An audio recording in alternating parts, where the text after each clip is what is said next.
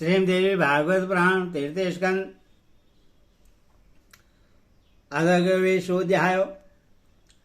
आज आपको श्रीमद्देवी भागवत पुराण में राजा स्वभाव का राजाओं से अपनी कन्या की इच्छा बताना, युधाजित का क्रोधित होकर स्वभाव को फटकारना तथा अपने दोहित्र से शशिकला का विवाह करने को कहना, माता द्वारा शशिकला को पुनः समझाना, किंतु शशिकला का अपने निश्चय पर दृढ़ रहना। ये कथा आपको आज सुनाऊंगा। आप ध्यानपूर्वक कथा सुने और इस चैनल को लाइक और सब्सक्राइब भी जरूर करें। कथा सुनिए। व्यास जी बोले, हे राजन महाराज स्वभाव पुत्री के द्वारा कही गई युक्त संगत बातें सुनकर इस चिंता में पड़ गए कि अब आगे क्या किया जाए। अपने अपने सैनिकों तथा सेवकों के साथ आए हुए और युद्ध की इच्छा वाले अनेक महाबली नरेश मंच पर बैठे हुए हैं। इस समय यदि मैं उन सभी से यह कह दूं कि कन्या नहीं आ रही है तो दुष्ट बुद्धि वाले वे राजा क्रुद्ध होकर मुझे मार ही डालेंगे। मेरे पास न तो वैसा सैन्य बल है और न तो सुशास्त्र अद्भुत किलाई है जिससे मैं इस समय उन सभी को पराजित कर सकूं। यह बालक सुदर्शन भी निसहाय निर्धन तथा अकेला है। मैं तो हर तरह से दुख सागर में डूब चुका हूं। अब मुझे इस समय क्या करना चाहिए। इस प्रकार चिंताकुल राजा स्वभाव राजाओं के पास गए और उन सब को प्रणाम करके अत्यंत विनीत भाव से उन्होंने कहा, हे महाराजाओं, अब मैं क्या करूं। मेरे तथा अपनी माता के द्वारा बहुत प्रेरित किए जाने पर भी मेरी पुत्री मंडप में नहीं आ रही है। मैं आप लोगों का दास हूं और सभी राजाओं के चरणों पर अपना सिर रखकर निवेदन करता हूं कि आप लोग पूजा सत्कार ग्रहण करके इस समय अपने अपने घर लौट जाएं। मैं आप लोगों को बहुत से रत्न वस्त्र हाथी तथा रथ देता हूं। इन्हें स्वीकार कर कृपा करके आप लोग अपने अपने भवन चले जाएं। मेरी पुत्री मेरे बस में नहीं है। यदि वह बेचारी खिन्न होकर मर गई तो मुझे महान दुख होगा। इसी से मैं अत्यंत चिंतित हूं।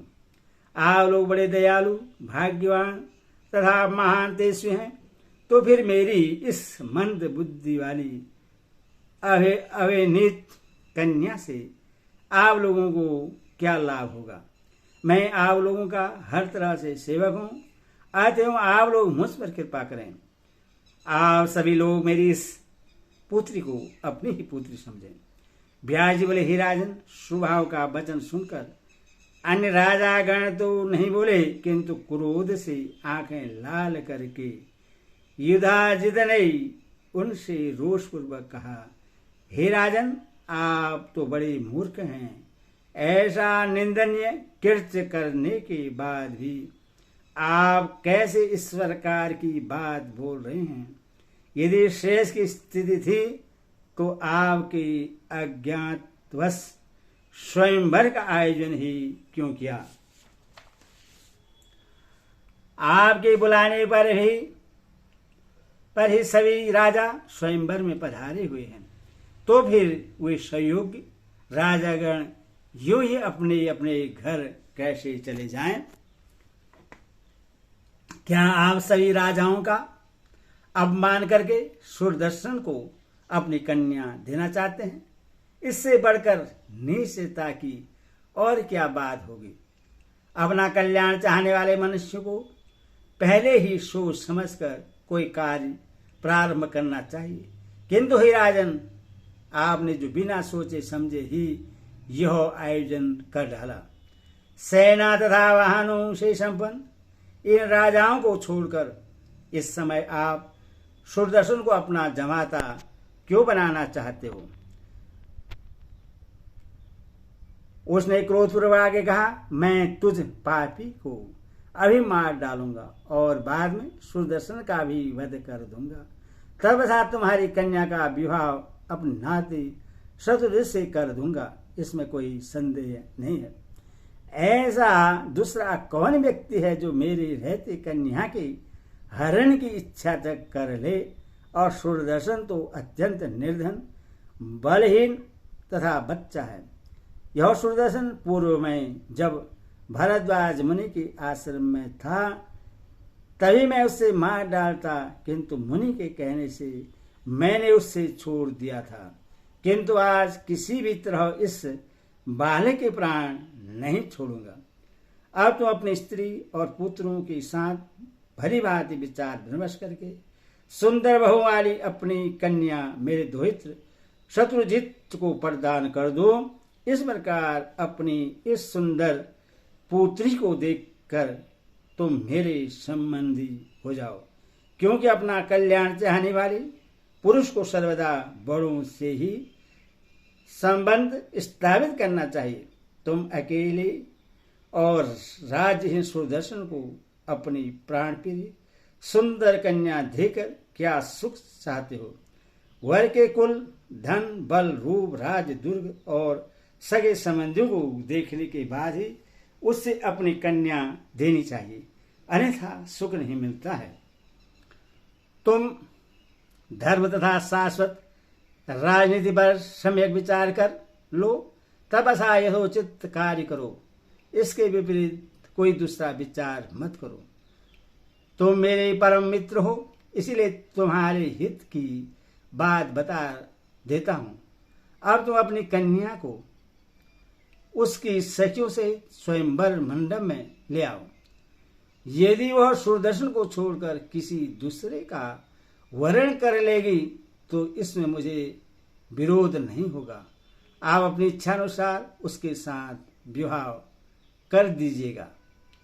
हे राजेंद्र, अन्य सभी नरेश कुलहीन, शक्तिशाली एवं हर तरह से सम्मान है, अथवा यदि इनमें से किसी को भी वह कन्या चुन लेती है तो विरोध ही क्या है?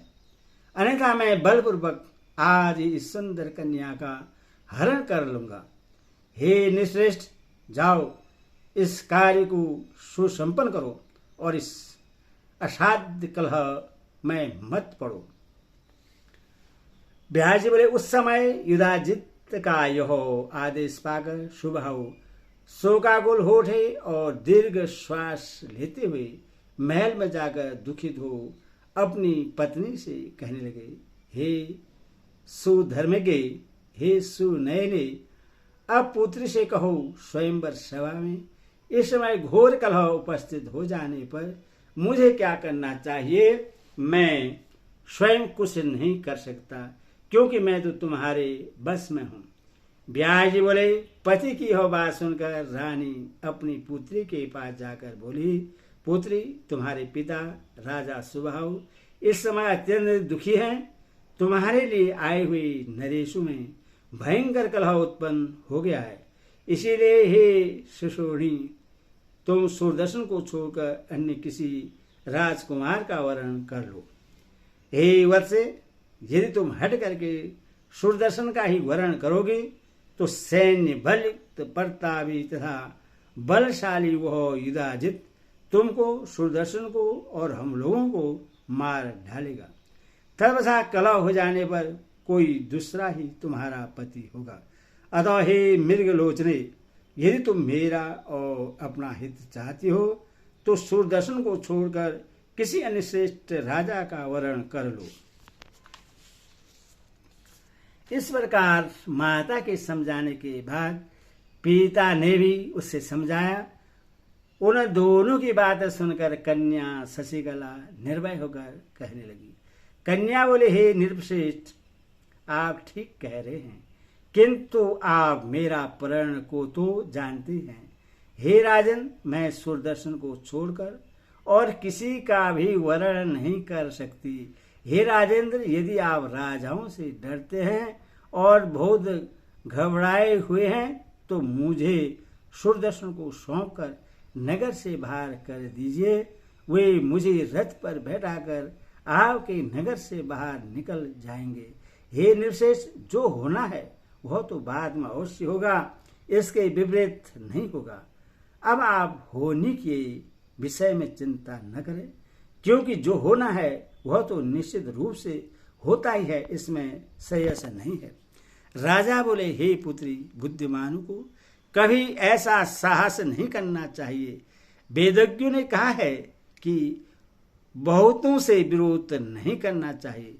पुत्री को उस राजकुमार को सौंपकर कैसे विदा कर दूं? मुझसे बैर साधे हुए वे राजागण न जाने कौन सा अनिष्ट कर डालेंगे। इसीलिए हे पुत्री, यदि तुम पसंद करो तो मैं कोई शर्त रख दूं, जैसा कि पूर्व काल में राजा जनक ने सीता स्वयंवर में किया था। हे तरंगी, जैसे उन्होंने शिव धनुष तोड़ने की शर्त रख दी थी, वैसे ही मैं भी कोई ऐसी कठोर शर्त रख दूं जिससे ऐसा कर देने पर राजाओं का विवाद ही समाप्त हो जाए। जो उस प्रतिज्ञा को पूरा करेगा वही तुम्हारा पति होगा, सूर्यदर्शन हो अथवा कोई दूसरा। जो भी अधिक बलशाली होगा वह मेरी प्रतिज्ञा पूरी करके तुम्हारा वरण कर लेगा। ऐसा करने से राजाओं में उत्पन्न कलह निश्चित रूप से शांत हो जाएगा और उसके बाद मैं आनंद पूर्वक तुम्हारा विवाह कर दूंगा। कन्या बोली, मैं इस संदिग्ध कार्य में नहीं पड़ूंगी, क्योंकि यह मूर्खों का काम है।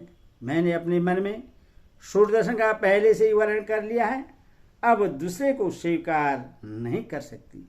हे महाराज, पुण्य तथा पाप का कारण तो मन ही है, इसीलिए हे पिताजी, मन से ही वर्ण किए गए सूर्यदर्शन को छोड़कर मैं दूसरे का वर्ण कैसे करूं?